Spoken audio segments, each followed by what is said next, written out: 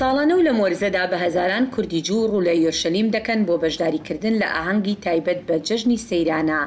ئەستێرە ئەلزام لە شاری ڕانی هەرێمی کوردستان لەدایک بووە، بەڵام لە تەمەنی مناڵیەوە لەگەڵ باوک و دایکی هاتووەتە ئیسرائیل و وەک خۆی دەڵێت زیاتر لە 50 ساڵە نزیکەی هەموو ساڵێک بەشداری لەم ئاهەنگەدا کردووە. ئێمە هەمیشە ئاهەنگ بۆ ئەو جەژنە دەگێڕین و لە کیس خۆمانی نادەین، هەڵدەپەڕین و دڵمان پێی خۆشە. ئیتر ئەم کووردە هەمووی وەک یەک خێزانە.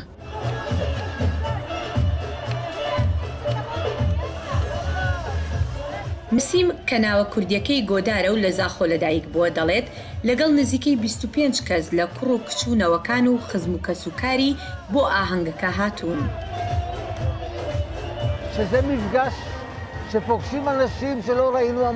لەم بۆنەیە خەڵکێک دەبینی کە ساڵانێکە نەتبینیون، باوشیان پیا دەکەیت و ئەملەو ئەولایان ماچەکەیت. بەڕاستی هیچ بۆنەیەکی تر نایگاتێ، بۆنەیەکە ئەم خەڵکە کۆ دەکاتەوە.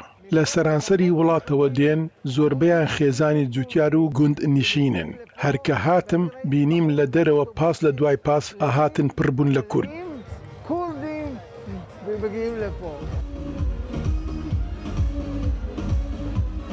جگە لەو کوردە جوانەی لە ساڵانی 50کانەوە هاتوون، کوردانی تازە هاتووش لێرن، لەوانە ئیلیانا ئیلیان کە تەنیا 7 مانگە گەیشتۆتە ئیسرائیل. ئەمە یەکەم جارە کە هاتم بۆ سەیرانە، زۆر پێم خۆشە کە لەناو کوردەکانی ئیسرائیل لێرەم و بێکەوەین و بەڕاستی زۆریش پێم خۆشە کە لە دوای ئەو هەموو ساڵە کولتوری کوردیان هەر لەلایەنە ماوە، هەر بە کوردی گۆرانیەڵێن و هەڵپەرکێکەن.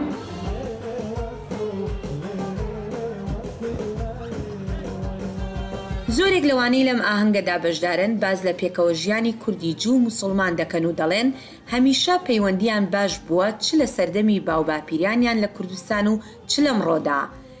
سەیرە لڤی بەر لەوەی کوردستان جێبهێڵێت لە 50کاندا ماڵیان لە بەردەڕەش بووە، دەڵێت ئەو لە داپیر و باوکو دایکی فێری زمانی کوردی بووە. کوردێنە ئیسرائیل گەلە کوردێنە کوردستانیان خۆش دەوێ. بابم و دایکم لەگە بوسلمانەی کوردستان گەورە بینە، لەگەری خواردنیان خواردیە، چایان خواردیە، سوبانان دەچینە شۆلێ. بابم لە دوکانی هەبوو، لەگەی سوبانان چایان دەخوات لە چای خانای، داهاتنەوە مال جینارێ گەلک بە کەیف و خۆش بین. لەگە یەک هاتنە ئیسرائیل، بابم و دایکم ئەمرێ خۆیان کرد بەلەن ئەمن وەستە فەیسبووکە لە دنیاە، ئەمن گەلە قسەن دەکەم لەگە ئیسانی کوردستان، لەگە بسلمانان، ئەوان حەزرەتیانە بێنە ئیسرائیل، ئەمەش حەزرەتمانە بێنە کوردستان. ئینشەڵا ڕۆژێک ڕێدەبتەوە لە بۆوان و لە بۆمە، ئەوان بێنە ئێرە، ئەمە بچینە ئێرێ. ئینشەڵا هەر بژی کوردستان.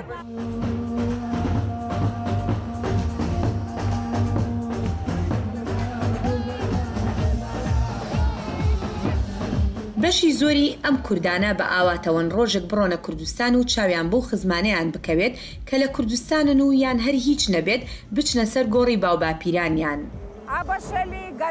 باوکم هەر لە دەهۆ گەورە بووە، گۆڕی باپیرم لەوەیە، خەونی گەورەم ئەوەیە ڕۆژێک بچم بۆ ئەوێ.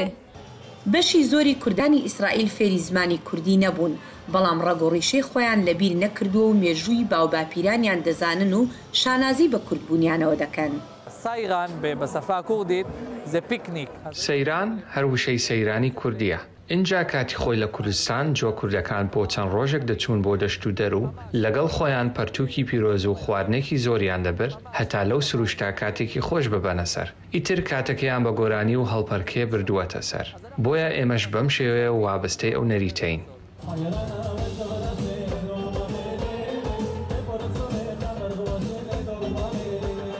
هەرچەندە ئەمساڵ لەبەر هۆکاری ئاسایشی ئاهەنگەکە لە شوێنێکی داخراو بەڕێوە چوو، بەڵام هێشتا کوردێکی زۆر هاتبوون و هەتا درەنگێکی شەو پێکەوەمانەوە.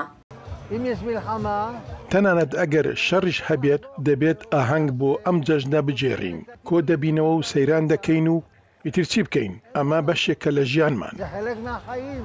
هەموو هیوادارن ساڵی داهاتوو ئاشتی و ئارامی ناوچەکە بگرێتەوە و جارێکی دیکە وەک ساڵانی پێشوو ئاهەنگی گەورە بۆ جەژنی سەیرانە ساز بکەن.